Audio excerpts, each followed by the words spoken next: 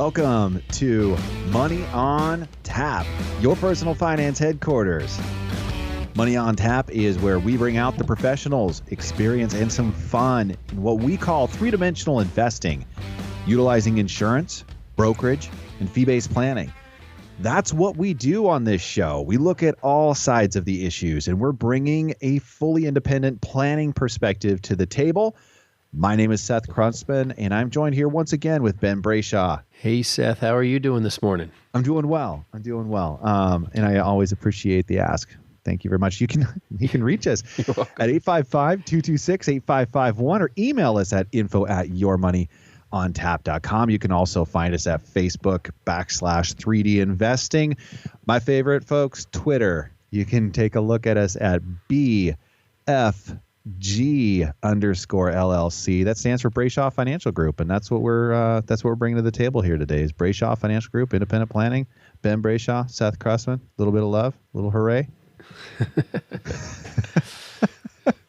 Well, that was an interesting intro that you got there, Seth.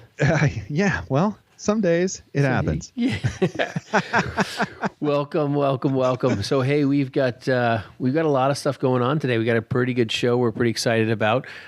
We are going to air some of the best states to retire on fixed income today, which actually we're really excited about because it's a conversation piece that so many times we are approached with on how do I make this work? Whether it's a gathering for a softball event or a, family barbecue on the weekend, somebody's always asking us some random questions. So this is one right out of the bag. How do I retire on fixed income? So we're going to get on that. But before we jump into our topic, we are going to have our money in the news.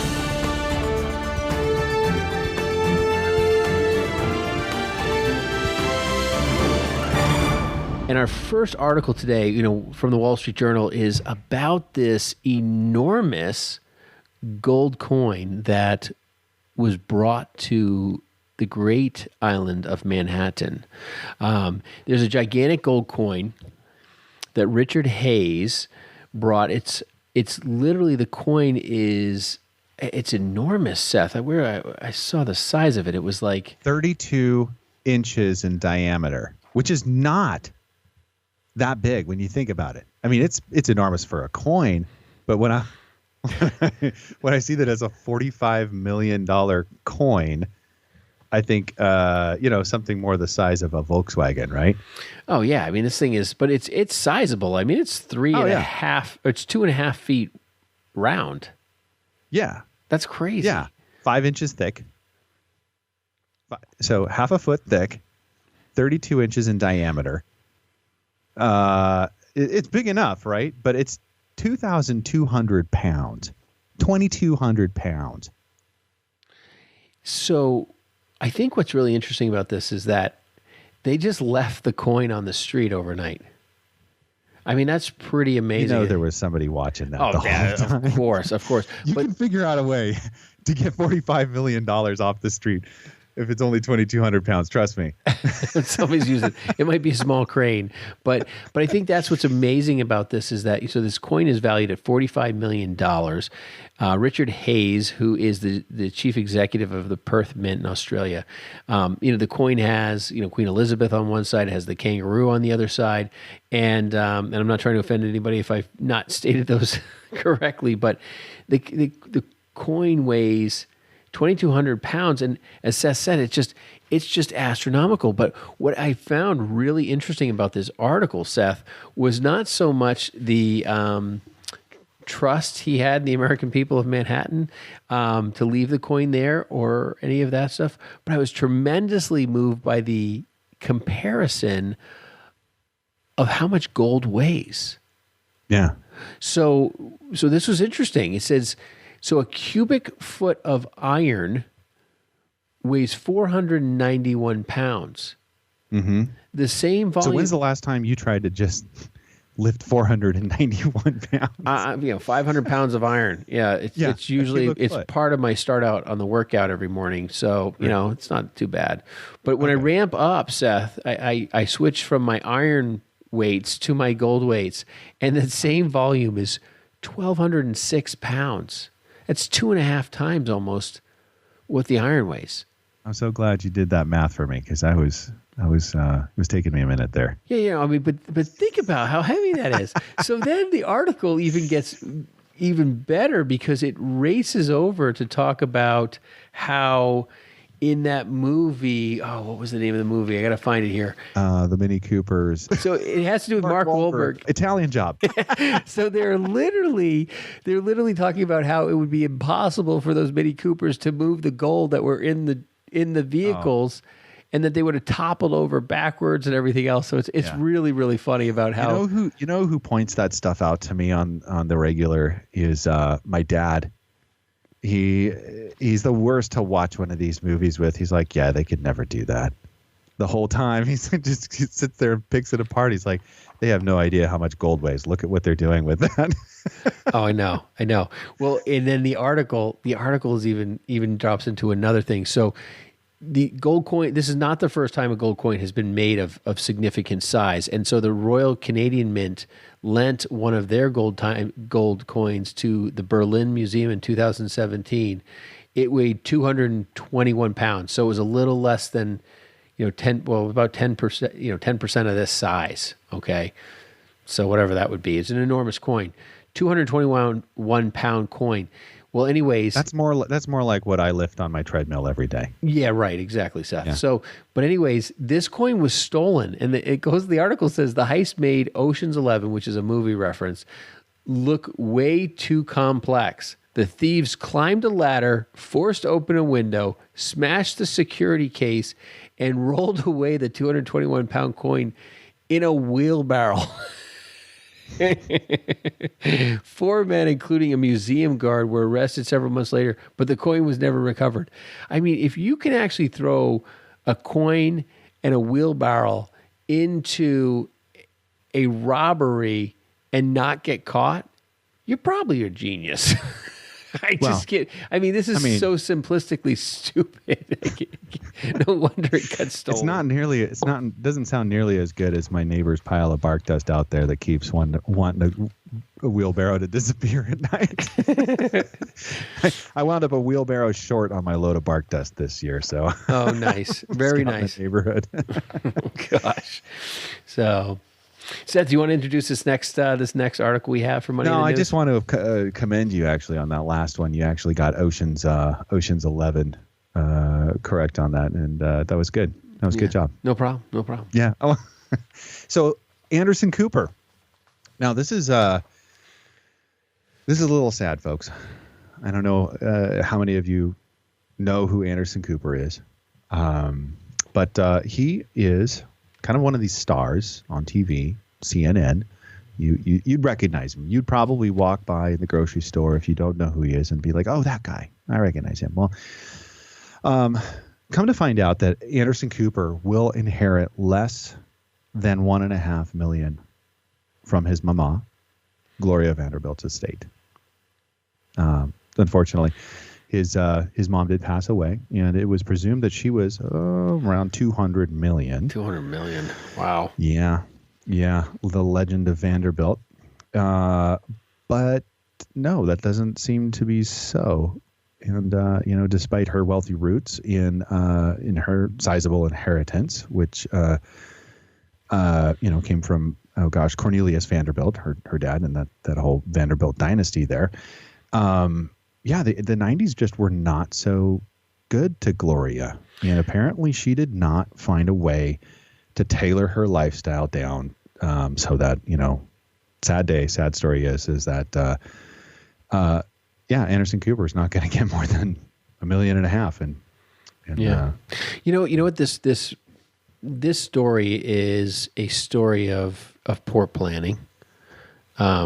Separate from the poor management, obviously the financial scenarios happen, but if you sit down and you do real planning with people and you break out estates and what you want to accomplish, this poor lady was, clearly misled, robbed, people stole from her. Yeah, it is a sad story. They took advantage of her. And I think, from the top down, the family should have put in various trusts, various management pieces, and I don't know the details. So maybe they did some of the stuff, and who knows, maybe somebody ripped it apart or whatever. But if they had done some sort of management, some of that theft, some of that stuff would have been protected from, and she could have probably still had a decent and strong lifestyle that she wanted. Yeah. And I mean, Anderson Cooper is doing fine, folks. Really, don't worry about it. I mean, I know $1.5 million is probably one of those dollar amounts that most of us say, hey, that's great, because I'm probably not getting a dime from any of my family. But, there's some things that are really interesting around this story. I'm leaving you something, Seth. I don't know what it is yet, but I'm going to leave you something when I go. Okay, that watch would be nice. I like that. My exercise watch. Is that one of those GPS ones, like a running watch? Because I see people. It does run. It does run. I watch it. It tells time. It tells time. Yeah. So there's there's several layers here that are really interesting for us as advisors, because we do see quite a bit of this kind of coming through in the stories that just accumulate of people that had opportunities to really secure a legacy for their family and do more, and they just didn't. They really didn't have that proper planning in place. But there's also another piece here which is the optics that I think a lot of people have. That the majority of the wealth or the millionaires that are out there, the majority of them are coming from 200 million in their family, and they've secured a legacy, and they've done all that they need to do, and they inherited. And really, if you go and do some of that research, the Millionaire Next Door is one of those books that I would pick up and read, and I was amazed to find out the statistics around how wealth is created around us every day by people doing that blocking and tackling in their finances of saving, spending less than they make and saving and making those dollars really work. But then being thoughtful around, how do I protect that once I start to accumulate as well? And protect it from thieves. I mean, that's the whole thing. I mean, it's not like sometimes creating trusts, you might have a spendthrift child, but it's not necessarily, if you're listening to this today, you say, I've got a spendthrift child potentially, or, I've got a spouse that, may or may not be able to, manage this properly. And you want to put some controls in place to help them protect themselves, to still give them everything you want. That's what can be done. That's the stuff that can be done simply. I mean, it's kind of silly that it's really sad that this actually happened and nothing was really put in place properly to protect against that. That's yeah.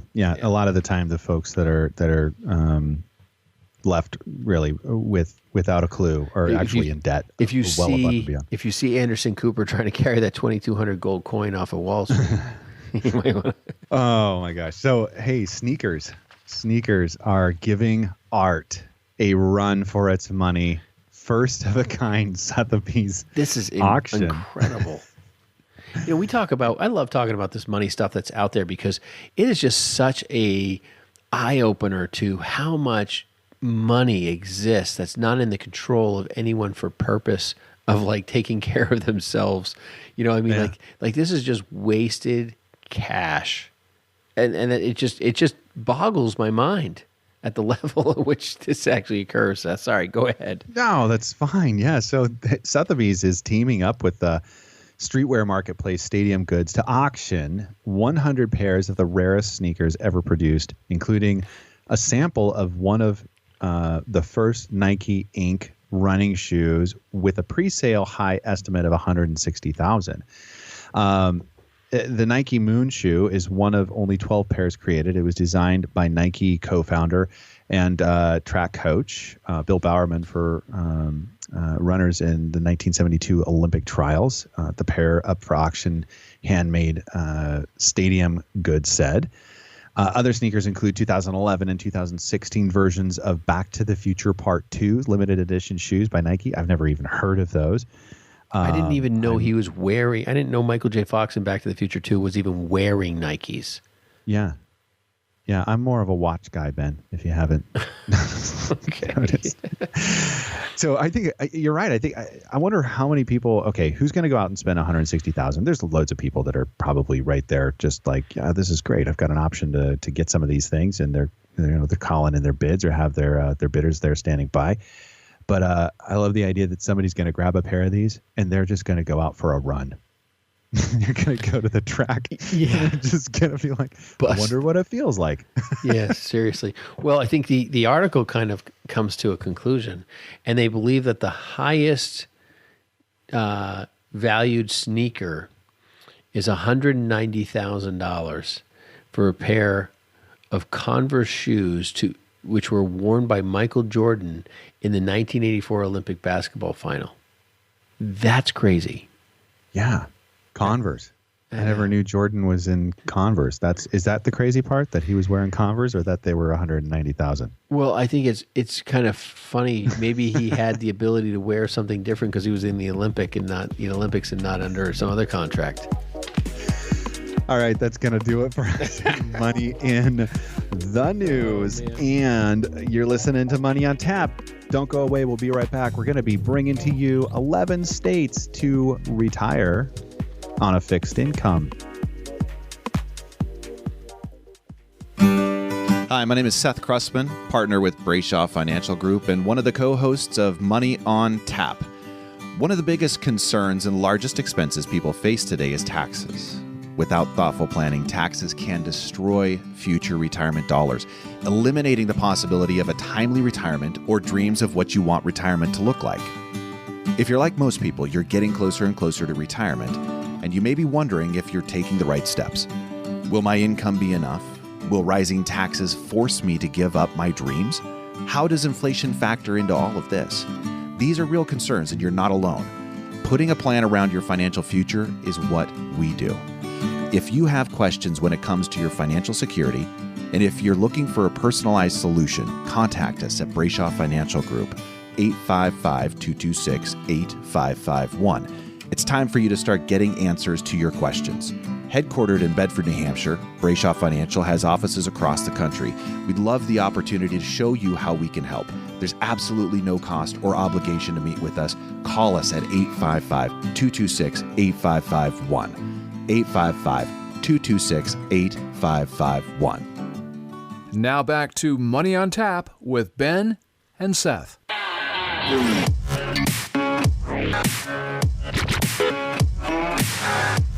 Welcome back. You're listening to Money on Tap, your personal finance headquarters. Money on Tap is where we bring out the professionals' experience and some fun in what we call three-dimensional investing, utilizing insurance, brokerage, and fee-based planning.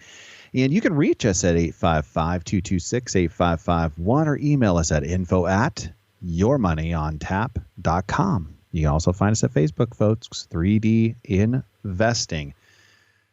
Should I say it? One more? Okay, I will. Thanks. Twitter. And BFG, Brayshaw Financial Group is what that stands for, _LLC. And there's several ways that you can reach us and get a hold of us. And we are so appreciative for the audience that communicates and reaches out to us, has questions. We get a chance to just, interact with you. Sometimes we bring some of those comments and some of those ideas on the show with us.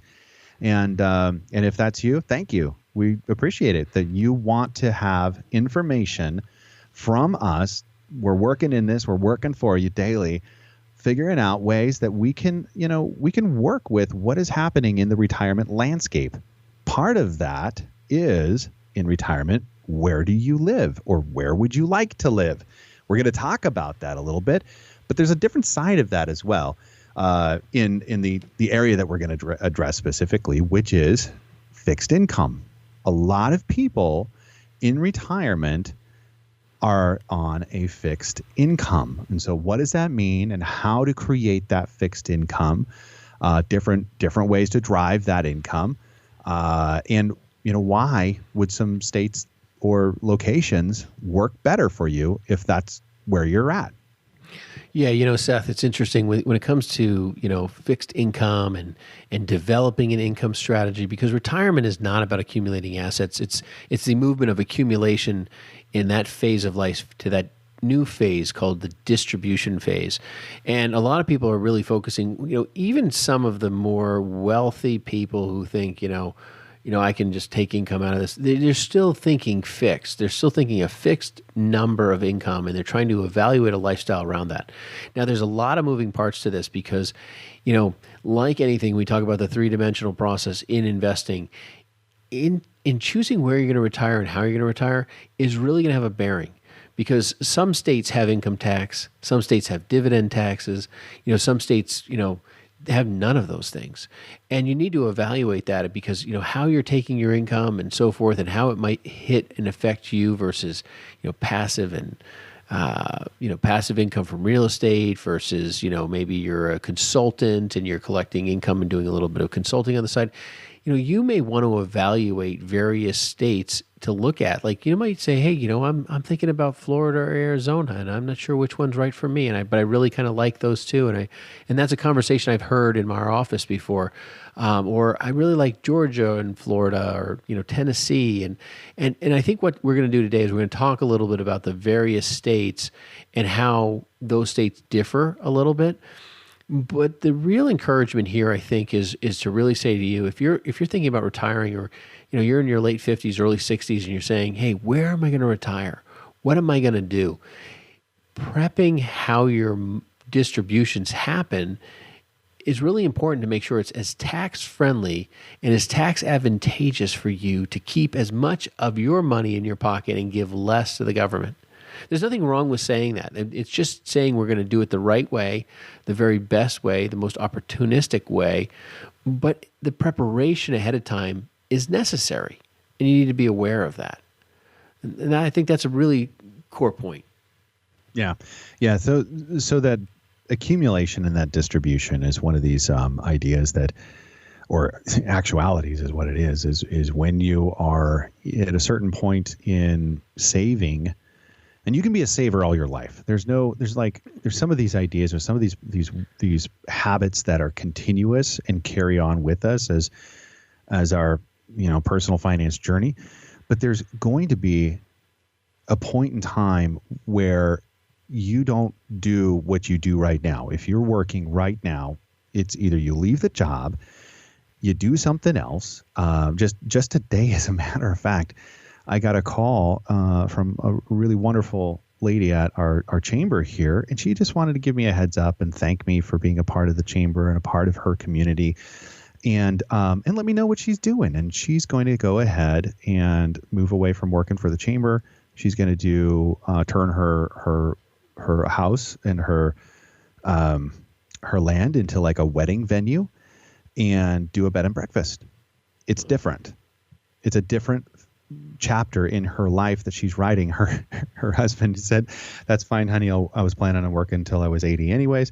But which definitely a lot of folks are not giving up on what they're doing today at any point in time. But the point really is here is those assets that are building, and that's the accumulation. As those assets are typically trying to be growing, you're pouring into them. That's accumulation. And when you start taking an income off of that, it changes everything. Mm-hmm. You're right on, Seth. But it's interesting you mentioned that, because we haven't chatted about this at all. But so many people, and I just met with a couple that came into our office off of the radio show. They were heading out on a missions trip, looking to do a quick will and trust with some of our attorneys that we have relationships with. I met with them for a while. I heard a lot about their life story. Wonderful, interesting people. Was excited to have met them and what they were doing inside this mission trip they're going on. But we were chatting about the concept of like retirement. Retirement is not it's a worldly perspective of what people want. People want to like step away from work. I don't personally believe in retirement. I don't believe like the Bible talks about retirement if you're going to get specific to those core points. But I do see myself changing a chapter in my life. And that's what we were talking about, is like what we would do in our next phase, because I don't see myself sitting down every day, 5 days a week, drinking coffee in the morning, reading the newspaper, and then saying, hey, what do we want to do next? And that's not me. It's never been my personality. I highly doubt it's going to change. It could, but I don't think that's where it's going. I think you're smiling because it's not going there either. But no, you're going to turn into Kim's personal mani-pedi guy. I don't know. But I definitely see myself really taking another chapter in life, it doesn't necessarily need to be a money maker, but I have seen and talked to people about, hey, I'm not looking to make the money I was. I'm looking to make something to subsidize my income, to subsidize my travel money. There's a woman I know that does cleaning on the side. She used to make a lot more money. She's just cleaning. Well, I just can clean what I want, and I don't have to do it when I don't want. And, I use that to travel to see my kids and do vacations and Christmas and stuff like that. And I don't feel bad about the fixed income that I've created, and I can do all kind of my extras with that. And that's becoming a common theme for a lot of people. And I honestly think it's more of a common theme for that reason, but also because people are very fearful of the stock market. We are at this massive rising event. They're also talking about lowering rates. All this, there's just so many different things going on. It's like, by the time you buy a corporate bond and pay the taxes, you might as well buy the 10-year treasury. Is some of the article conversations they're having out there. There's just so many moving parts to some of this stuff that you can't really get strong income yield. Mm-hmm. And that's actually a question I just one of our listeners sent us in. It was, what's the difference between yield and return? And so when we say things like this, it's and when Ben's referring to the 10-year treasury, basically a corporate bond typically would have a better yield, or a yield is really an income distribution. It's what that looks like.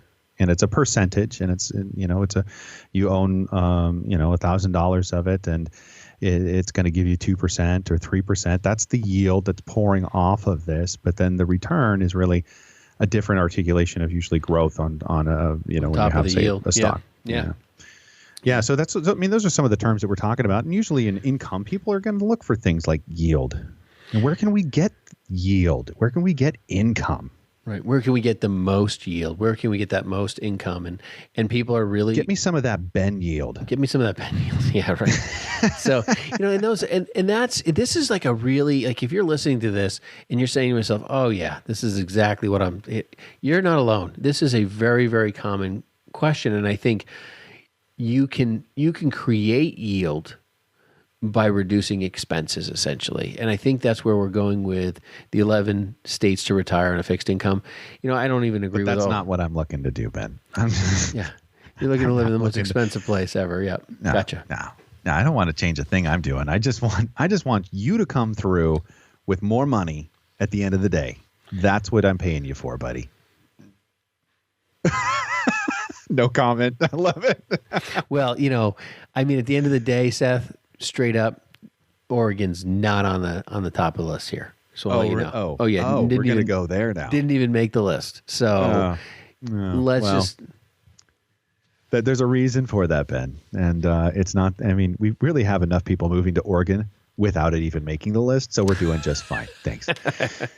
I want to talk a little more about that income piece because, it really is it's so important. And we're going to try to talk about on some of the ways that we can, craft our life a little differently is where we're getting to it. Like, what are the levers that we have the ability to change or we have the ability to pull? But some of the planning process that is so critical to getting to that yield point, which is an income number that you can start to work from. Most of the folks that are coming in to retirement currently are looking at Social Security. That's one piece of the pie, pretty significant for most people in terms of their overall income that they have. Another piece is that 401k that they've been saving in, or the IRA, those traditional qualified accounts, 403bs, another one, lots of nurses and looking into those qualified accounts. That's where the majority of the savings has happened, and for good reason. But transitioning that into some type of an income distribution, there's different vehicles that serve different purposes.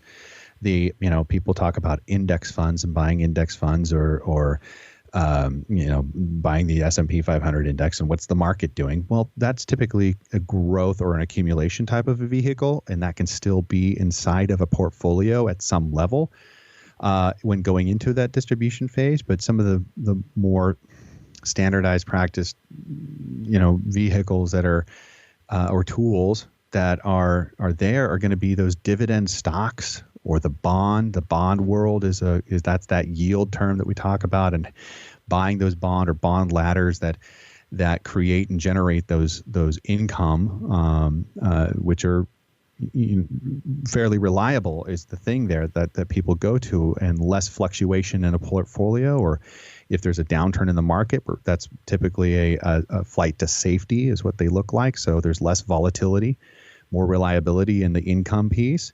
But as well, there's going to be, annuities, and some of those annuities that should have been thought through will have wanted to be in place for a while before you go into a distribution phase. And that's part of just one piece that people need to be aware of how to prepare, or how to be thinking through creating a future income base or a future pension, kind of that I have a guaranteed, no matter what's going to happen, something's rolling in the door every month.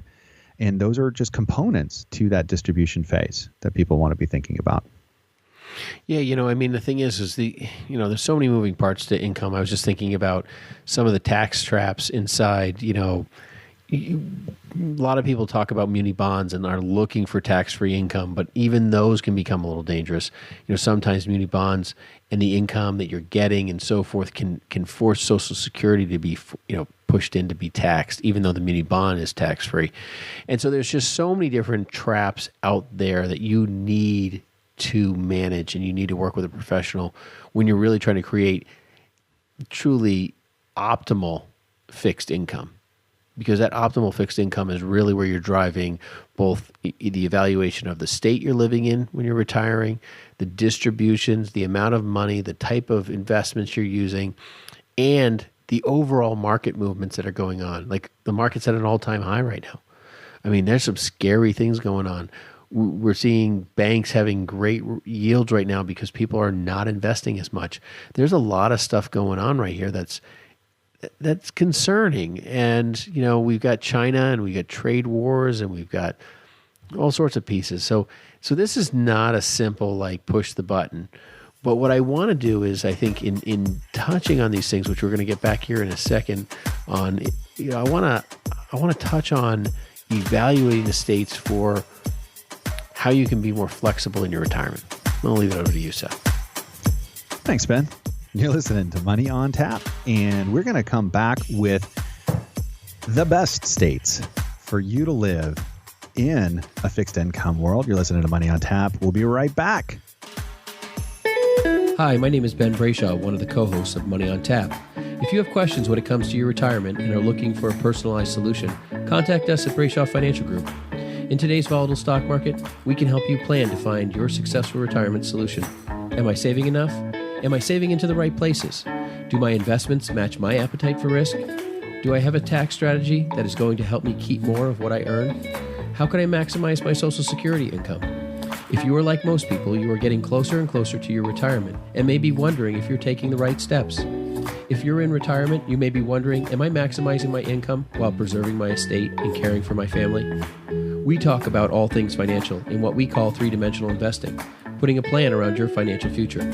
If you feel that now is the time to start getting the answers to some of these questions for your own situation, give us a call at Brayshaw Financial Group at 855-226-8551. Headquartered in Bedford, New Hampshire, we have offices throughout New England and across the country. We would love the opportunity to show you how we can help.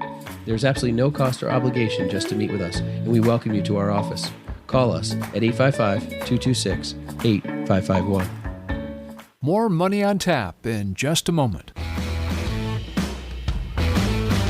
A lengthy vacation requires some thoughtful and detailed planning, and few people would go on such a trip without the necessary preparation. On our Cliff Notes edition of Money on Tap, Seth Krussman shows us with his example that the same care and thoughtfulness should also be given to our retirement planning. This is a journey. This is a project that you have an opportunity to invest in and to uncover and identify how you want to live your life. And I think how many times, we go on vacation. A great friend of mine took his whole family on a mission trip to Guatemala this last year. And that looked like a tremendous adventure. And how much planning does it take to get that to happen? I have no problem involving myself in creating a plan around something like that. And if I can get my mindset to be thinking that way, like, wow, I am planning the largest vacation of my life. How much fun can that be? And I can't wait to sit down and talk to you about that, right? Thanks for joining us for this Cliff Notes edition of Money on Tap, with great tips from the pros in three-dimensional investing, utilizing insurance, brokerage, and fee-based planning. Now back to Money on Tap with Ben and Seth.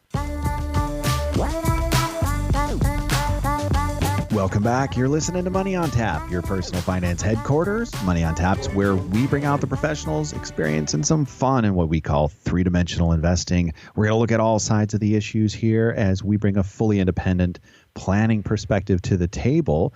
My name is Seth Krussman, joined here with Ben Brayshaw. And you can reach us, 855-226-8551, or email us at info@yourmoneyontap.com. What are we talking about, Ben? We're talking about the best states to live with a fixed income.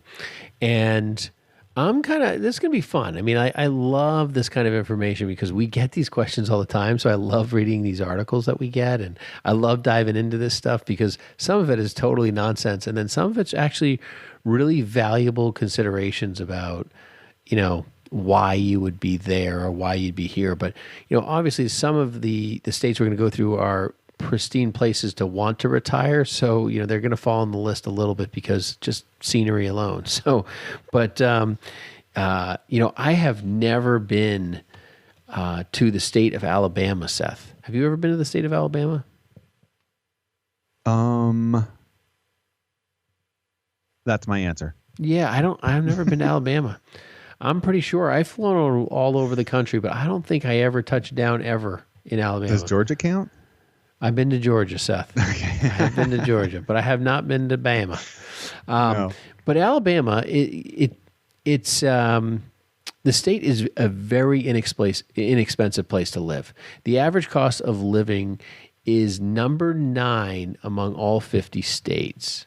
Okay, yeah. That's 13% below the U.S. national average, while the median income is at $24,000. A retirement, a retirement income of $48,000 goes a very long way in what they call the heart of Dixie. So, when you think about the median income at $24,000, obviously that's not going to get you much of anything. But that being said, just the cost of living is just astronomically low. It's phenomenal. Golf, dining, taxes, housing. Even medical care among the lowest in the nation. And the thing that is really attracting people to Alabama is 60 miles of beaches and coastline. Not bad. Not bad. Not bad. Considering that New Hampshire only has like a couple of miles of coastline. Like a quarter mile? No, it's more than a quarter, but you can see Mass and Maine from anywhere you stand. It's not that 60 miles is a long, long coastline, actually. So, anyways, I thought that was interesting. So, Alabama's on the list. I'm going to have to visit Alabama and confirm whether I want to live there or not. But it is something that. All I want to know is, can you buy really cool fireworks? Fireworks. I like fireworks too. Yeah. Yes. Number 2 was Florida. I mean, why wouldn't we say Florida? Are we ever going to have one of these conversations where Florida doesn't make the cut? Coldest places to choose to retire. Yeah. All right. Least tax friendly places might be that would kick them out too. Yeah. So they rank high on the list. Of course, always a driver for retirees. The cost of living is reasonable, just 1% over the U.S. average. No state tax, and that tax piece it's a big deal, folks. When you think about the thousands that you spend every year in taxes, that could be in your pocket. Gosh, what else? I mean, I think they have 60 miles. Is that right? 60 miles of beach, or is that right? 60 miles of beach in Florida. Am I off? I think there's way more than 60 miles of beach in Florida, Seth. I don't know what you're talking about. But anyways. One mountain, I think. Yeah, one mountain. Space Mountain. Space Mountain right in the center.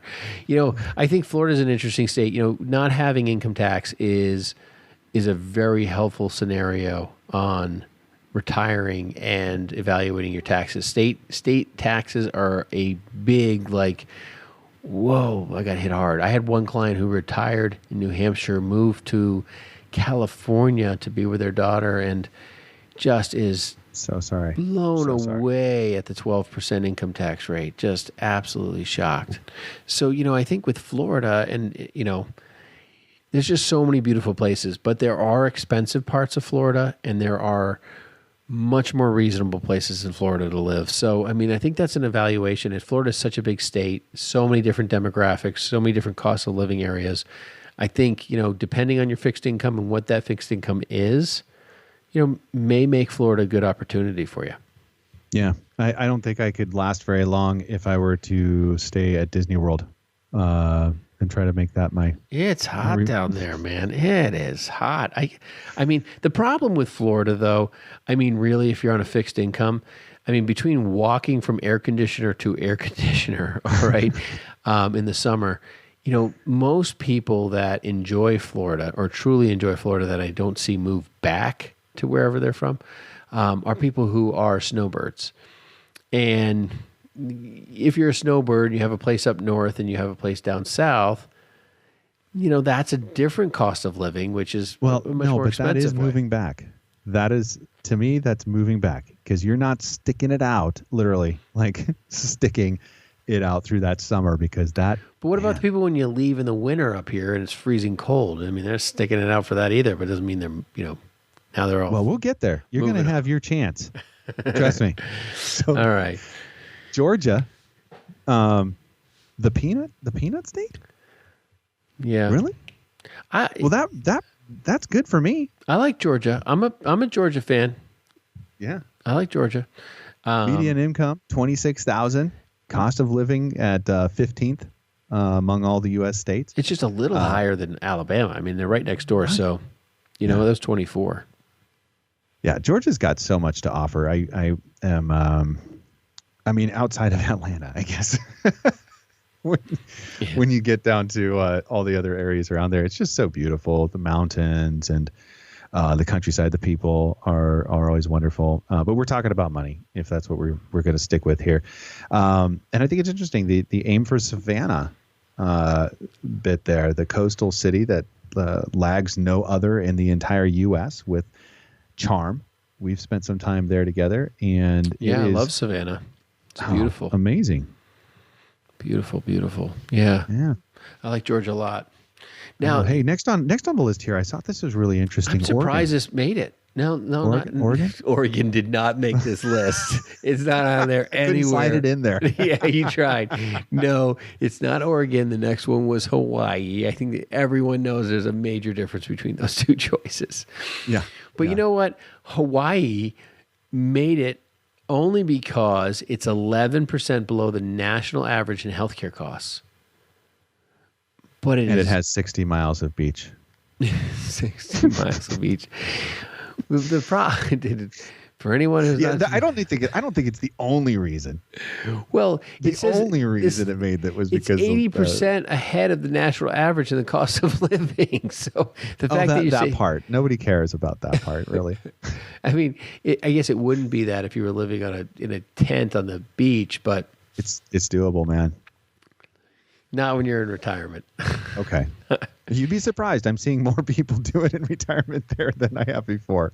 Yeah, I think the thing is that Hawaii is a retirable place, and it is something where a fixed income could really drive it. You have to be prepared that, you're not going to have a lot of extras in a location like that because of the cost of living there. But you know what? The healthcare is phenomenal there. Yeah, and so I've talked to several people that are in retirement there, and spent quite a bit of time with them, and they are working probably until they're 75 and 80, and really they've transitioned nicely. That's where they want to live, and they're doing their thing. It's not like it's really taxing them to do their 3-day, 4-day, 5-day a week gig, and they love it. they get off island every once in a while and visit family or go travel someplace. It's kind of a, it's a jumping off point if you really want to go to, New Zealand or Australia or, Japan or something like that. So many other islands there that you can go explore. It's fantastic. Yeah. Well, going from peanuts to potatoes to potato here, we got the state of Idaho. Cost of living for retirees is below the national average. The annual income just over about $40,000. Healthcare costs are considered relatively low. It's beautiful. It's got Yellowstone. It's just a gorgeous state. Housing's inexpensive. The average cost of a home is $176,000 less than the national average. That's not $20,000 or $50,000. That's $176,000 less than the national average. That's amazing. It's an incredible state. I mean, Idaho is one of those places where you can you can drive out of town like 5 miles, and it's like at the edge of the earth. There's just nothing out there, and there's so much land, and the level of living is really high. People, there's Costco. I don't know. We don't have Sam's Club, but there's Costco. There's Walmart. There's everything. Yeah, we should probably jump to what I think is the number one choice, which is the state of New Hampshire. North Dakota. Coming in, North Dakota. They didn't make the list either, Seth. I'm not really sure why, but they didn't. No, New Hampshire. They're there. You're gonna have to eat your words, Ben Brayshaw. Did they make the list?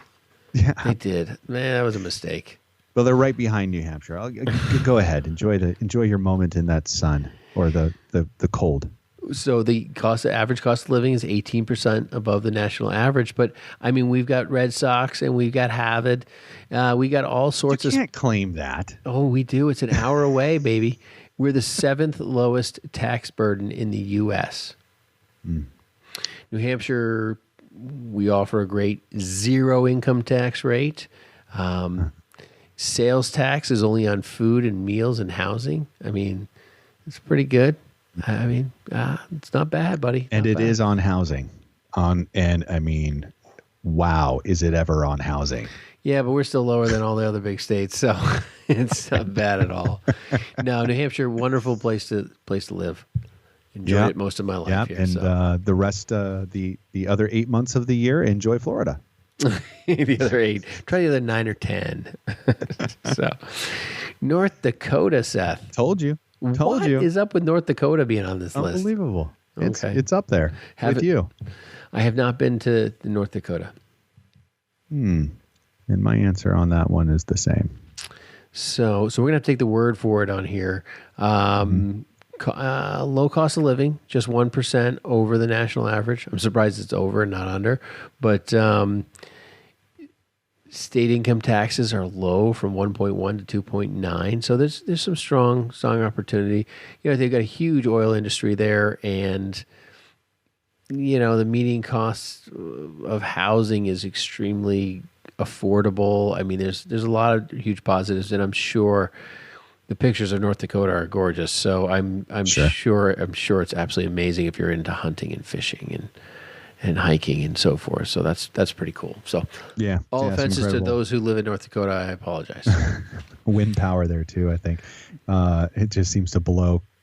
I've never been there, but have some clients, have some friends that are their families from there. They just say it blows all the time. Like the wind never stops.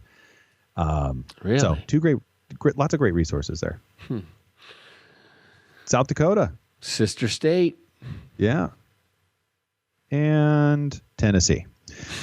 So it's horrible. Okay. All right. South Dakota does offer one major positive, which I was shocked to have read. 0% tax rate on retiree income. Holy, what? 0% tax rate on retiree income. Those presidents on Mount Rushmore are speaking for you right there. That's pretty good. Oh, man. They got it right. Yeah. They really did get that right. They're 4% under the national average of the average income for living. got all the great outdoor stuff that we talked about earlier. There's some major positives there. So I don't know what South Dakota seems like it would be cold as well, but someone else is going to have to retire there to let me know. Yeah. And the healthcare is really good too. Avera Health and Sanford Health having, established a major presence in the area. And that's one of those things that we really just haven't talked a lot about, but healthcare is so critical, especially, in retirement. It just is. So here we got a couple more here. So 3 more. So Tennessee. Now I think Tennessee is probably popping to the top of the list here. With the cost of living that's 12% below the national average, there's no income tax, which is huge. And, there is just, it is one tax-friendly thing after another here. And, I have had a lot of clients. I've had friends tell me, I had one gentleman who's a police officer say, as soon as I hit 20 years, I'm going to go join my parents down in Tennessee where they're living at like pennies on the dollar. So Tennessee is a beautiful place, warm climate. You got good old Nashville, and if you love music, it's a great place to be. It's just one of the best deals financially out there for retirees. And, that's something that's, if you're really looking at a very tight fixed income, Tennessee would be a really kind of, you can find different moderate climates in Tennessee, which is interesting. So a place to seriously consider. So, yeah, so much outdoors. The boating is phenomenal. Those people that are in Tennessee that know, like, that is one of the best things about it is just, you can get outdoors and have so much fun on the water there. Lakes everywhere and the rivers that just connect everything. Utah. And this is not a surprise, folks. Utah is one of these states that just constantly, like Florida, just constantly is a driver for great places to live. One of the largest states in the U.S. It has so much room if you're looking for open spaces. If you want to get outside of your house, the mountain ranges, the crystal clear rivers and lakes, and there's just ad infinitum. The skiing is one of the best world-class places that you could ever go and ski. Or if you haven't learned to ski, I don't know. Some people learn to ski in retirement. Maybe not so much snowboarding, but maybe the skiing thing. But yeah, cost of living is low, 4% ahead of the U.S. average, ranks second in the U.S. in terms of overall health for the state retirees over the age of 65. Those are big deals. And I think that is an interesting relationship. The more that you get out, the more that you do, the more likely, in the clean air, clean spaces, the more likely you are to have more quality of life in the retirement years. Yeah. Well, hey, to wrap up our last state here we've got on fixed income is the good old state of Virginia. Place that I've spent quite a bit of time, and Seth has as well. Love it. Virginia is just an absolutely gorgeous state. Virginia's cost of living is only 11% above the national average, but the healthcare costs are really low, about 3.4% less than the national average, and Social Security payouts are not taxed. This just allow. I mean, it's a big deal. Yeah, it's a friendly state to retirees. Yeah, it has that kind of middle of the road climate. It gets hot in the summer. It gets a little cool in the winter, but it's does it get hot in the summer? It does, but it's not Florida too. It's not Florida, but it has been a very common place of interest for a lot of retirees, and a lot of people don't leave Virginia. The statistics say a lot of people don't leave Virginia once they're there. So that speaks well of Virginia. So. Yeah. So is that going to do it for us? That's going to do it for us, buddy. We're going to get some fixed income, and you and I are moving to Tennessee, I think. Okay, not Virginia, Tennessee, or Utah. Either or, we'll try them both. Hopefully that was some fun. That was some fun for us here. I think if anyone takes anything away from this today, it's really meant to be an enjoyable experience to think about different places that you could retire, because we've all never been to certain areas or certain places and understanding those. But if you're trying to figure out fixed income and you're trying to figure out how to make retirement work, if you're not calling somebody professionally, give us a call. Talk to someone and get some help to make sure you really can push your money into something that's way more able to do what you need to do in retirement. Yeah. Well said. You can reach us at 855-226-8551 or email us at info@yourmoneyontap.com. Thanks a lot, folks. We can't wait to join you next week. The views expressed are not necessarily the opinion of this radio station and should not be construed directly or indirectly as an offer to buy or sell any securities mentioned herein. Investing is subject to risks, including loss of principal invested. No strategy, product, material, or tool mentioned can assure a profit nor protect against loss. Please note that individual situations can vary. Therefore, the information, products, materials, or tools mentioned should be relied upon when coordinated with individual professional advice. Past performance is not a guarantee of future results. This show may be subsidized in whole or in part by a product sponsor or issuer. Securities and advisory services offered through SagePoint Financial Incorporated, member FINRA SIPC, and a registered investment advisor. All other services offered through Brayshaw Financial Group LLC are independent of SagePoint Financial. SagePoint Financial and Brayshaw Financial Group do not provide tax or legal advice. Main office is located at 116 South River Road, Bedford, New Hampshire, 03110, and can be reached at toll-free 855-226-8551.